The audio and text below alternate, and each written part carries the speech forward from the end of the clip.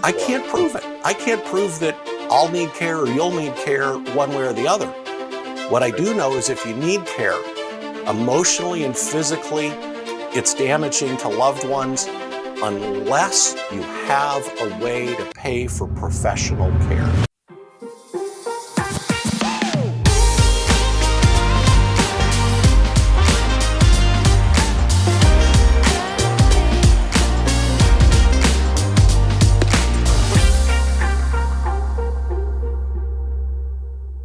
All right, welcome to CBS Spotlight. If you are here by mistake, you are in the right place now.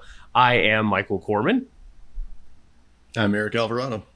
Awesome. And we are here today with the one and only Bill Comfort himself, owner of Comfort Long-Term Care and director of training for the CLTC designation. So just to let everyone know, this is a three-part series.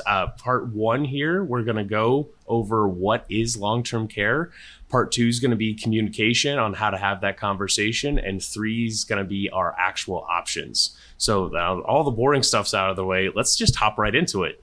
Eric, what is our first question for Bill? So, Bill, can you explain long-term care insurance for us and maybe start with the history of long-term care insurance? Yeah, it's long-term care insurance really started out in the early 1970s as nursing home insurance. And of course, it was nursing home insurance in the 1970s because that was the only option. There wasn't private duty home care. There weren't assisted living facilities. So it started as kind of a fairly simple product in the 1970s. 1980s, we saw more and more companies get into it. We saw the introduction of group employee benefit policies, the addition of home care benefits into policies. And really, the early 1990s is kind of our bright line between policies back in the 70s and 80s that had no regulatory consistency, no benefit and contract design consistency. And we had both state regulations through the insurance commissioners starting in 1993, and then federal regulation of long-term care insurance through the HIPAA legislation in 1997. And HIPAA gives us all of these healthcare privacy rules. But the other thing that HIPAA did was HIPAA made very clear what role long-term care plays in our tax code. And effectively, long-term care insurance is now a form of health insurance in terms of tax-free benefits and the potential for tax deduction of at least some of the premiums in the federal tax code. The other thing that's important with this little bit of this history lesson is that some of the things that historically were always felt to be problematic with long-term care insurance. And we don't hear this as much anymore because policies that were issued back in the 1980s, there are fewer and fewer of those around. Sure. Back then, the average age was 65, 68 of people buying the insurance in the 80s. So we're kind of aging out of those old, what I'd call problematic policies being enforced. But I'll occasionally get a question today from somebody who says, well, what about some of these things that I've seen are problems, like, you don't want to buy a policy that has a prior hospitalization clause or, only provides skilled care at home. Well, the state regulators stopped that on all new policies, basically back to 1993. Oh, wow. So for over 30 years, we have not been able to issue any new contracts with things like step-down provisions and prior hospitalizations and problematic exclusions. And all of those state-level consumer protections are now part of our federal tax code, which has also given us a lot of uniformity among policies, particularly in the critical areas like access to benefits. How do you qualify to even start using the coverage? So that, the 1990s was really where we saw the start of what I'd call the modern era of long-term care insurance. We can talk about it separately, but obviously older policies before certainly 15 years ago, they weren't priced right. because we didn't know. We didn't have the Right. experience at which we now have to make corrections for. And I think sort of to pull this thread of history kind of all the way through, what we've seen in the last 15 years is a tremendous growth in the availability, not just in kind of the traditional type of long-term care insurance, but these newer hybrid or combo or linked benefit plans. Those terms all are kind of used interchangeably that combine life insurance or an annuity, perhaps, along with long-term care insurance. And it's actually a great time to be working in this field because there's so many options now for clients to have insurance to cover these costs. That's awesome. So wait, when you say things were mispriced or we didn't know, can you dive into that? What exactly do you mean by that? Yeah. The policies in the 1990s, which really were comprehensive in terms of what they covered, the way we expect it to be today. Of course, they covered nursing homes, but more importantly for most clients, covers home care, assisted living, dedicated memory care. And really for most people buying long-term care insurance, nursing homes are the last resort. This isn't nursing home insurance anymore. If you like, it's really stay out of the nursing home insurance for people who own it. So in the 1990s and even a bit into the early 2000s, we didn't have claims experience because it takes about 20 years for policies. The expectation is that claims won't start for at least 15, if not 20 years or more. It's a very long lead kind of a policy. Sure. Clients need to buy it way ahead of the need for care, and insurance companies have to price it way ahead of when the claims will actually come in. So, particularly in the 1990s, as home care was really, and assisted living was being added to policies, and we were getting consistency around when benefits could begin, the benefit eligibility criteria. Sure. We had a lot of consistency for that. The carriers looked at other similar products. It's not quite disability insurance. It's not quite individual health insurance. But they borrowed some of their assumptions from those other products. And we missed them, both what's called the lapse ratio, the number of people who voluntarily give up their coverage over time, interest rate assumptions on the earnings. We all know what happened in 2008, 2009 to interest rates. They not only went historically low, they stayed historically low for historically long. And the third piece, which could only have been learned through experience, was the duration of claims. Once people start care, it's interesting all the way back to the early 1990s. And we have incredible claims data now compared to even 10 and 15 years ago, because all of that business is, coming to maturity. It's credible data, not just actuarial guesstimates anymore, but actual actuarial data to inform us.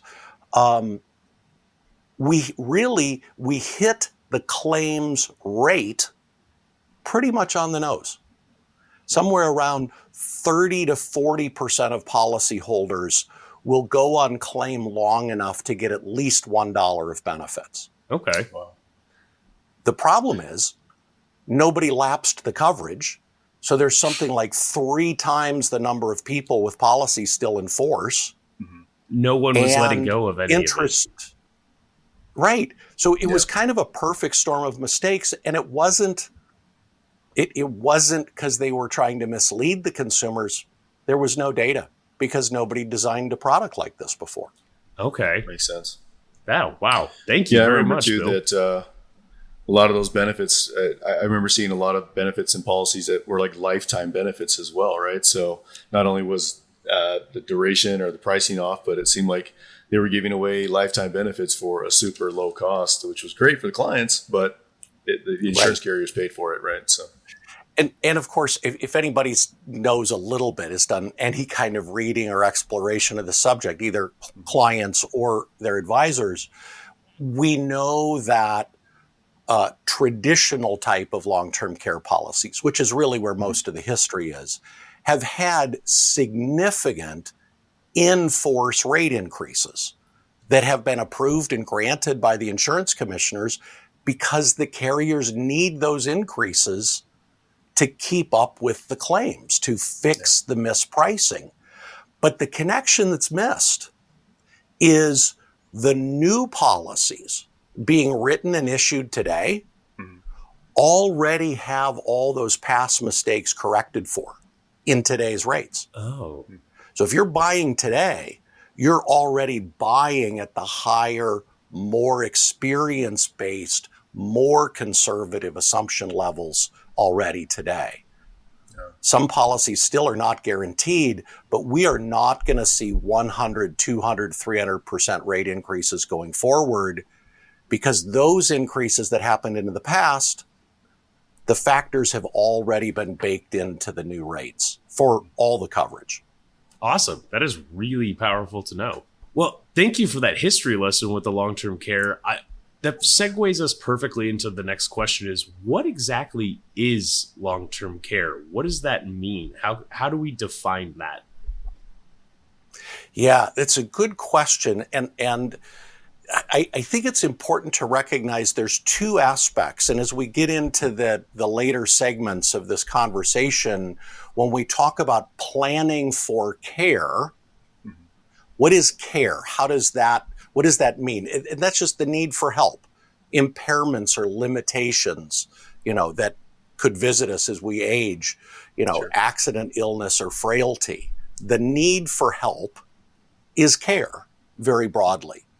But since we're kind of focusing on long-term care insurance, let's define or talk about how does long-term care insurance define care at the level that you could begin using the insurance, right? And as I mentioned just a moment ago, that standard is pretty much now universal again across all the long-term care insurance companies and products, because it's coming from the federal tax code that sets some of this. So, if somebody needs help paying their bills, if somebody needs help with transportation or keeping their house clean because they just can't do it anymore as they age, that's not long-term care in this context. Okay. It's probably important help. Sure. You might need to plan for it, but if that's all you need, that's on you. Right. So long-term care insurance eligibility for benefits is defined one of two ways. And it's really important to keep these separate because they're two different tracks, if you like. Okay. One way is needing supervision, needing someone around because of a cognitive impairment, a mental limitation. And, we think of things like Alzheimer's and dementia as we age, but it could be a head injury. Sure. Right? A bike accident or a car accident, or a stroke that affects the computer, not the machine. So supervision because of a cognitive impairment where you're not safe getting through the day on your own. So that's one measure. The other measure, which again is looked at separately, it can be either or, is physical assistance. And the term that's used is activities of daily living, or ADLs. And long-term care insurance, in fact, the tax code uses a list of 6 physical activities. And if you need help with any 2, you're eligible for benefits. And the activities are bathing, dressing, transferring, which is getting in and out of bed or a chair, using the toilet, eating, and continence, maintaining and managing your continence. So if you need help with any 2, now this is so important to understand on a couple levels. What kind of help? Obviously, if somebody has to physically pick you up out of a chair, that's what's called hands-on help. That's pretty obvious. Physically has to hold you as you step in and out of the shower. That would qualify, certainly. Mm-hmm. All long-term care insurance that is sold today, and this is allowed for, even somewhat prescribed in the tax code, help can be measured by simply standby help.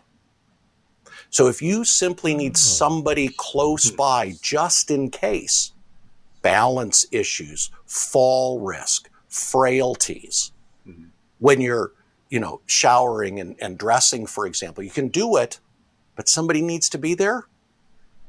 That's when the worries start. That's when the safety's an issue. And that's when long-term care insurance can also begin providing benefits. So at least standby assistance physically or supervision for your safety because of cognitive limitations. I like to say long-term care and even long-term care insurance benefits start way before you're flat on your back and able to do anything. No, I mean, so if I can collectively, I get that, then there's two levers that turn on LTC. One of them is pure cognitive, which that can turn everything on, and the other ones are the activities of daily living, but they're measured separately. And not correct. And not everything is nursing home. It's home health care, supervision, hands-on, hands-off supervision. Right. And so all of that counts as long-term care. Yeah, absolutely. And let me give you a story to kind of illustrate that. I had clients, husband and wife, who had purchased long-term care insurance from me. So this was not a getting them to recognize the need for it. They'd already bought it. And I got a call from the wife who said, hey, we'd like you to come over to the house and talk to us about our long-term care insurance, help us understand it. I think it's time we start benefits for Richard. And I said, okay, what's going on? And she explained he had balance issues. He was fainting. He'd had 3 falls, broken ribs, head lacerations. Ow. And I'm like, gosh, it sounds like, this is probably an ADL claim. And as we talked, it was clear that the falls had all occurred when his wife was away from home. So he wasn't managing his physical movements as well if she wasn't there. He'd forget to grab his cane or forget to use his walker and was having these falls.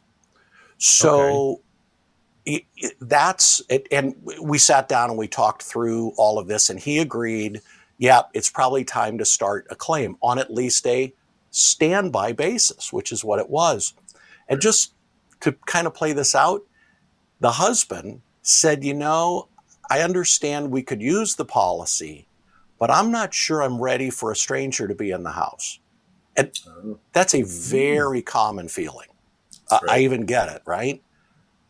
And I said to him, Rich, in some ways at this point, the caregiver who is here with you is not so much for you. It's for Barb. So she can go to the grocery store without being terrified. She's going to come back and find you on the floor. There's some kind of harsh realities about care that we've got to confront. It's not an easy subject. Right. But it was, and of course, his life and lifestyle improved with that caregiver helping him as well. So good. I hope that helps illustrate Michael, the idea. No, it's not just this. I've heard the term "use it or lose it." They're like, "Oh, well, my grandparents bought it and they tried to use it and they could never get anything out of it, so they just wasted their money." And that's just, it's not the reality of long-term care anymore. Right. And I when I hear stories like that, particularly folks who are now maybe in their late 50s, early 60s, which is really the sweet spot for buying this insurance. Sure. Because it's the right life stage and there's still a lot of health and independence. When did their grandparents buy the policy? If they bought it in the late 80s, maybe the very early 1990s, the definitions were not as good as they are today. So one of the reasons it might not have ever worked is maybe they wanted home care, but the policy didn't cover it back then. So excellent point. Sometimes, we have to smoke out what's the reason for the negative experiences. And Sure. the idea of use it or lose it, I hear it. Listen, the traditional type of policy where you pay a premium along the way Sure. for care, Mm-hmm. it is, I suppose, use it or lose it, but it's also the lowest possible premium for the maximum amount of coverage, which is how insurance is kind of supposed to work. Right. And we have to be really careful when we're beginning to compare sort of policies that have no death benefit, have no cash value, with maybe a policy that has a death benefit that would return the premium in a way to your estate if you never need care. But how much more premium did you pay for the privilege? Right? Because there's an opportunity cost that has to be taken into account. Either way, I should say, and I know this is the way that you all do business as well, the whole discussion around different types of policies, how they're designed, the hybrids or the traditionals or whatever. Sure. One is not inherently better than the other. They're different ways to fund this risk. And the right option is what's right for any particular individual client. Absolutely. Bill, that was great. Can you dispel any rumors or myths about LTC? Maybe like the whole 7 out of 10 or the 2 out of 3 over the age of 65 will need care conversation?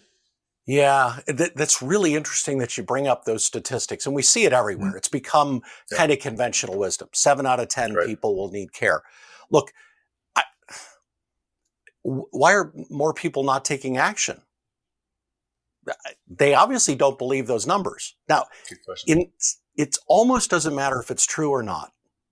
What is it that will cause an individual to take action first just to meet with an advisor to talk about what is a plan for care? How might I pay for professional care? So it's interesting, the 7 out of 10 statistic, the 70%, includes people who will only need help with those instrumental activities we mentioned: cooking, cleaning, laundry, bill paying, transportation.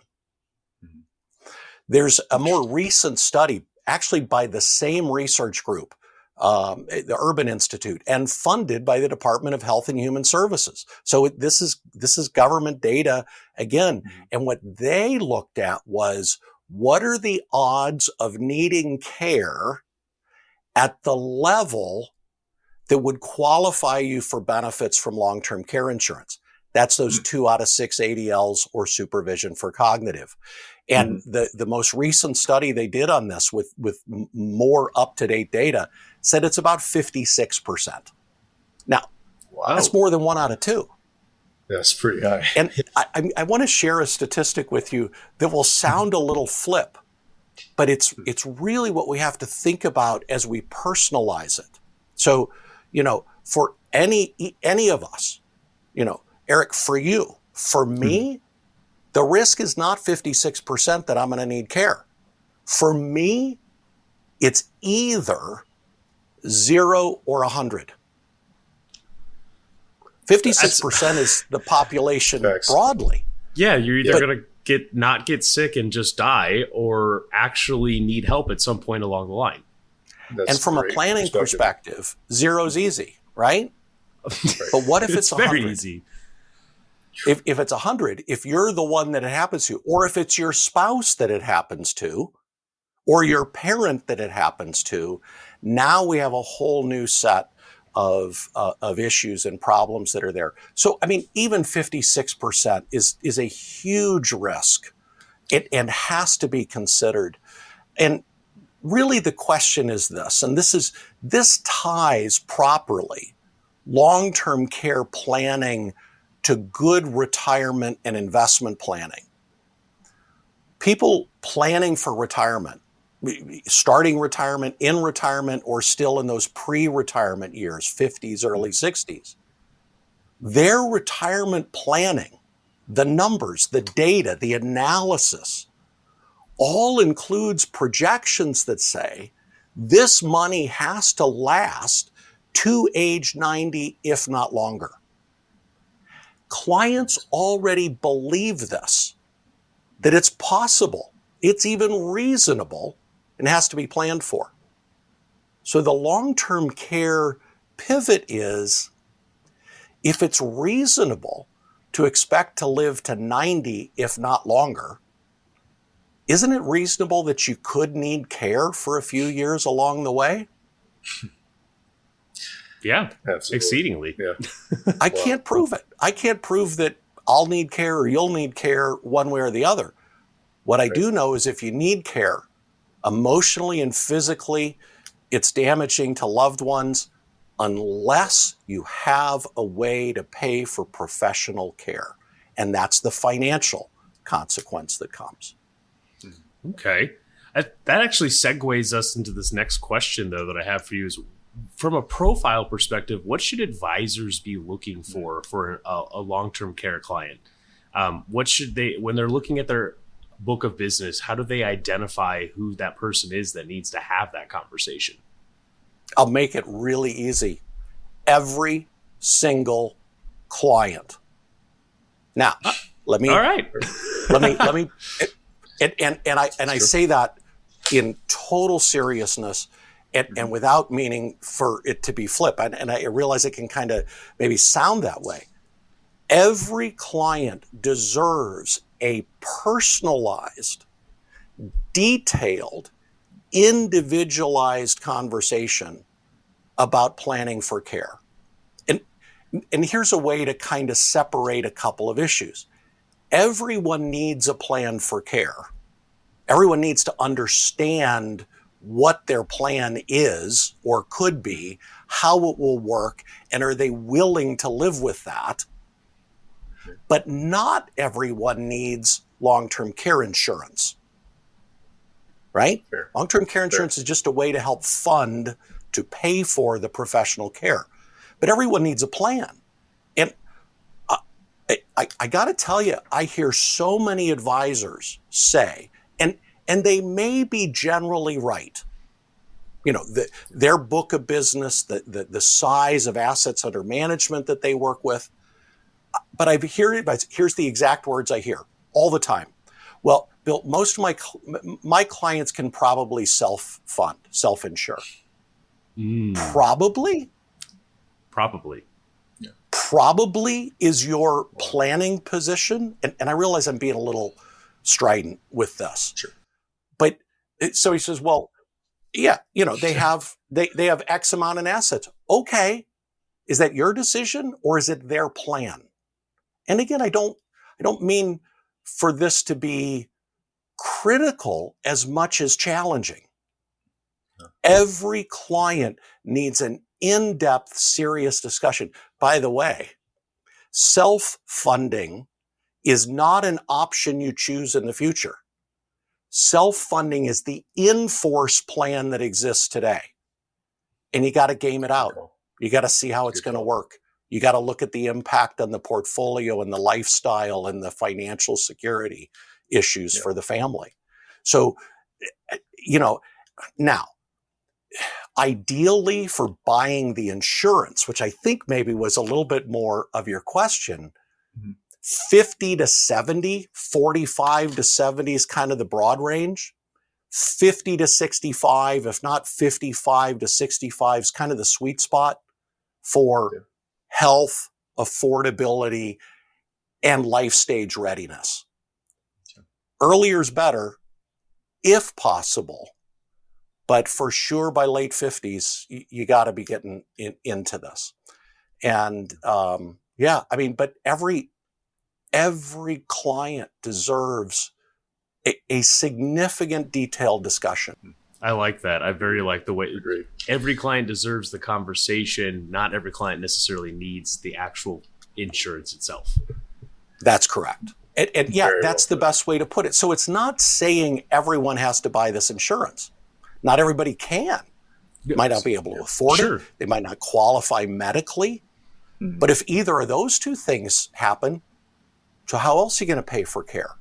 What else might have to be looked at in the overall, investment and financial planning scope of the advisory and client relationship? Awesome. Well, thank you very much for taking the time to speak with us today, Bill. I really, really appreciate it. Do you have any closing comments for the audience?